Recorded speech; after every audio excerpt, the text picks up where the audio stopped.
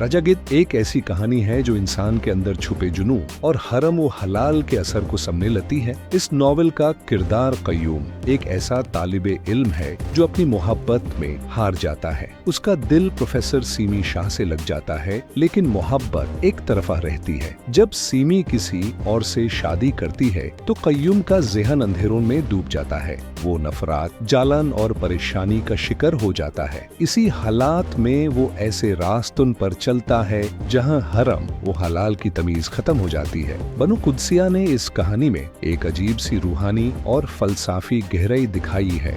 वो कहती हैं कि हराम की रोजी इंसान के ज़हन और नस्लों को तबाह कर देती है। ये कहानी सिर्फ मोहब्बत या दर्द की नहीं, ये एक निजाम है, एक पैगाम है और एक सोच है। राजा गिद्ध हमें यह समझाता है कि इंसानी फैसले, उनका असल असर कब और कहां होता है, ये सिर्फ वक्त बताता है।